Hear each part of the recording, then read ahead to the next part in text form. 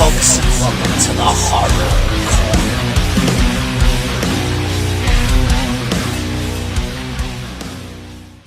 Good evening, folks, and welcome to the Horror Corner.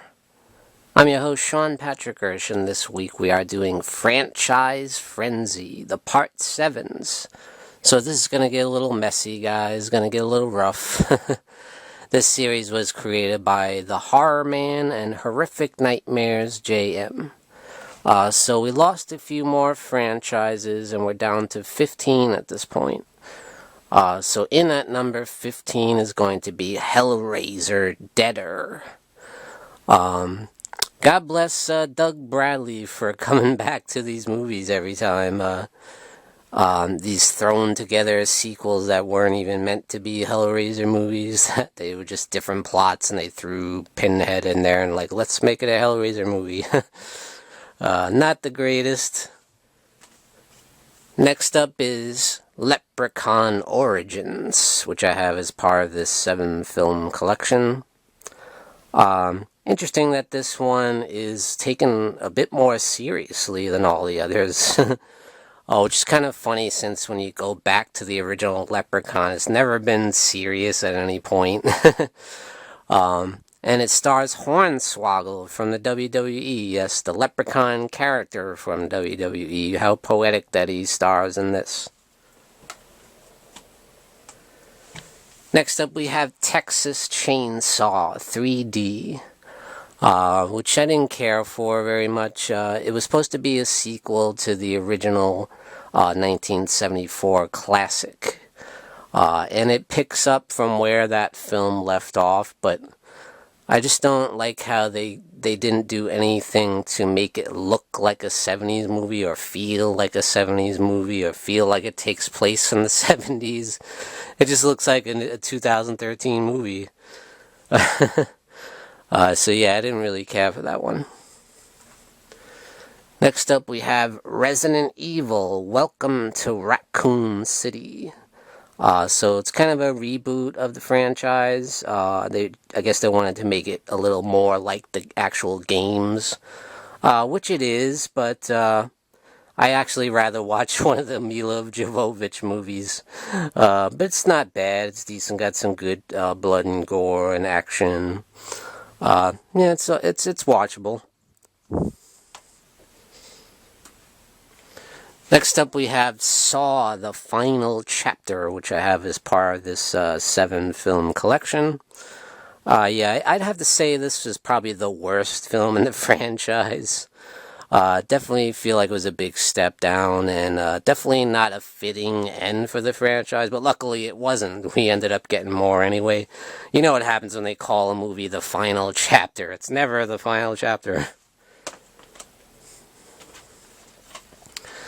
Next up, we have Retro Puppet Master. I actually enjoyed this one. I thought it was much better than the last couple. I felt a little different. I like the look of the puppets in this one too, given that kind of cool retro feel, you know. And you got all the classic puppets in there: the Screwhead guy, the Blade, the 6-shooter, and the Doctor guy, which is really fun. Next up is The Cult of Chucky, which is interesting. I mean, it kind of sets up the Chucky TV series, where you have all the different versions of Chucky. I like how they brought back some of the original characters too, like Christine Elise and Alex Vincent as Andy Barclay, and Jennifer Tilly. So it wasn't too bad. I think it gets a little convoluted with the, all the different Chuckies, but... Next up, we have The Curse of La Llorona, which takes place in the Conjuring universe. I guess it's not an official film in the Conjuring universe, but it does take place in that world. I like this story. It's actually, it is a classic legend, and I like how they told the story of The Curse of La Llorona. And yeah, it may rely on jump scares a bit too much. But it fits right in with all the other Conjuring movies, I think. It has one of the characters from the Conjuring movies in there. Solid cast, solid acting, and it's pretty creepy. I think it's pretty well done. Next up, we have Prometheus, which is the prequel to Alien.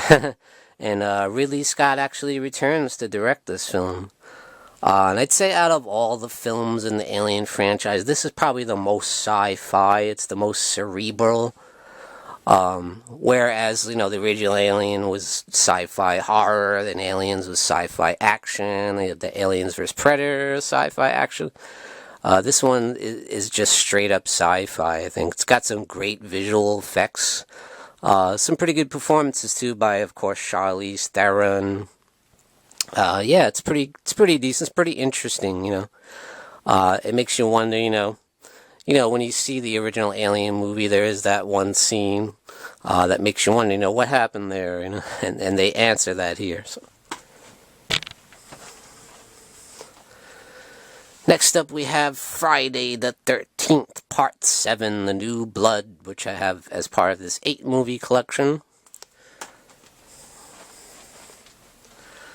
So Friday the 13th, Part 7 was the first outing for Kane Hodder in the series. And, yeah, that's my favorite performance of Kane Hodder as Jason, and the coolest look to Jason. I'll show you a little bit of the look of Jason. This action figure from NECA, of course, that's a really cool poster. I love the movie poster for The New Blood.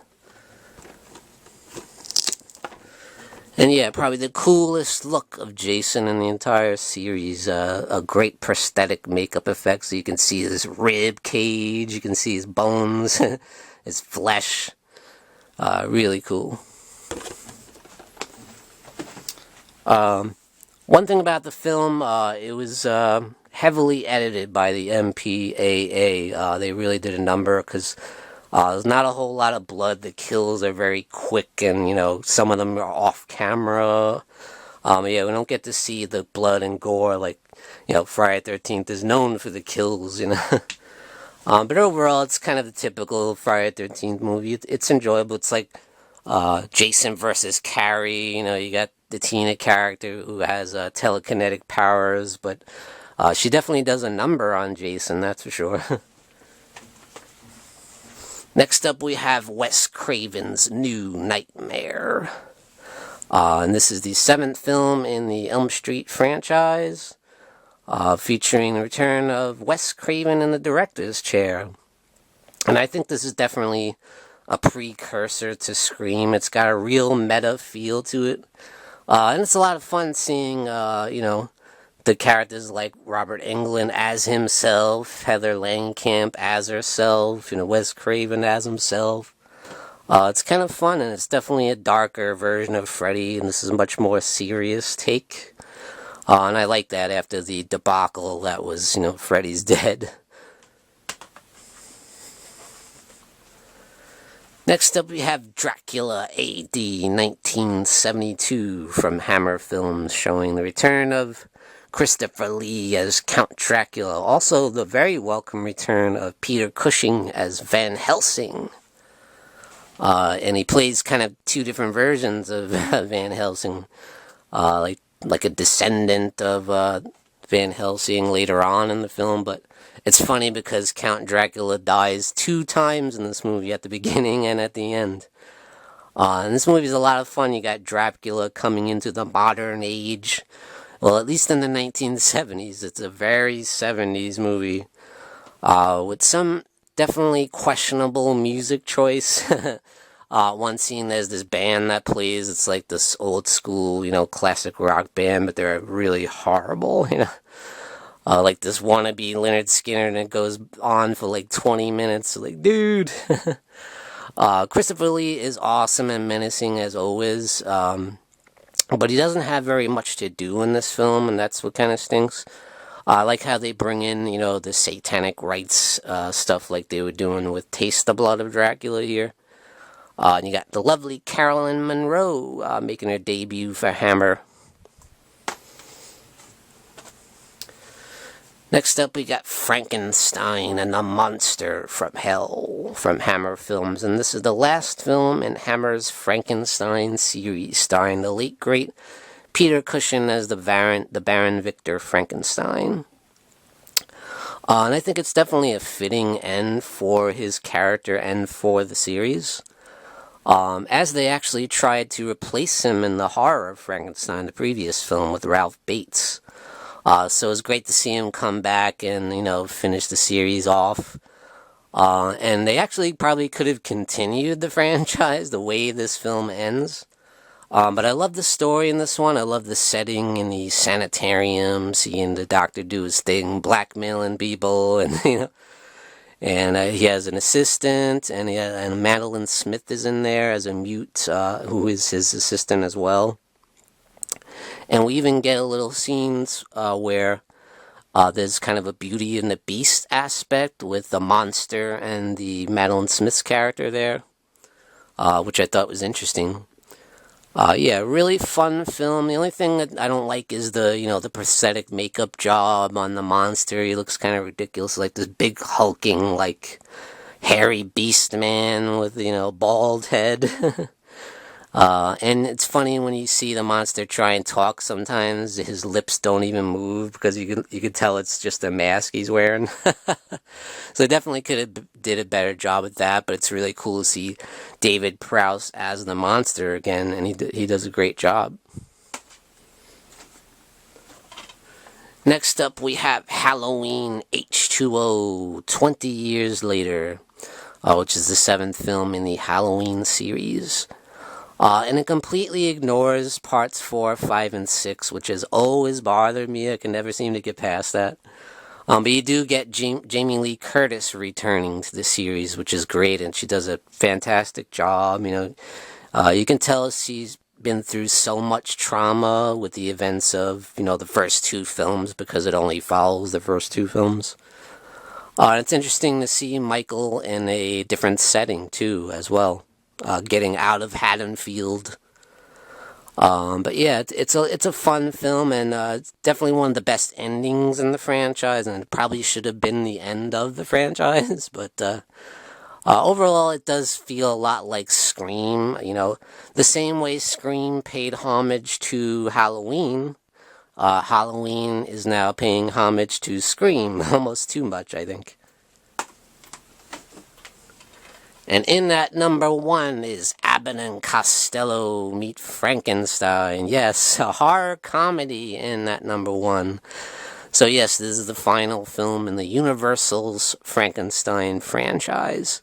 What a way to end it off, celebrating these wonderful characters. And you have Bela Lugosi himself actually returning to the role of Dracula for only the second and final time. And it's just great to see him back, and he does an amazing job. I love that the monsters are taken very seriously in this movie, too. They're never, a joke. The only people that are funny are Abbott and Costello, of course. Even Lawrence Talbot, you got the great Lon Chaney Jr. returning as the Wolfman. And you got Glenn Strange returning as the monster, as he played the monster in House of Frankenstein and House of Dracula. So he does a fantastic job here. Wonderful cast. It's absolutely hilarious. I mean, Abbott and Costello are in their absolute prime here, and this is just a fantastic movie and a great send-off for the Universal Monsters. Alright, folks, that's it for Franchise Frenzy, the Part 7's. Once again, this series was created by the Horror Man and Horrific Nightmares JM. And thank you for joining me, Sean Patrick Urshan, in the Horror Corner. Tune in and stay scared.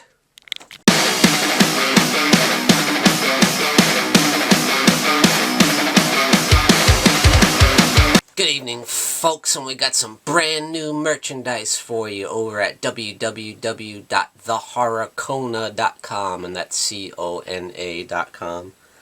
Representing the Horror Corner. Great new design. We got the Morbid Hour live stream there. You got the Horror Hangout live stream there. And you got my nemesis, the Dark Fate. So grab your t-shirt over at www.thehorrorcona.com. And we also got this beautiful new mug. Look at that. Very, very cool. Thought that came out really nice.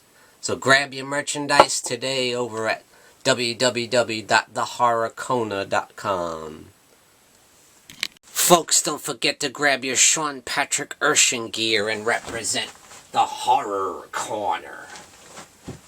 Also, check out these awesome mugs we have, perfect for your coffee. And definitely check out the Horror Hangout live stream t-shirt and represent the legacy of the Horror Hangout. Check out the link in the description below this video.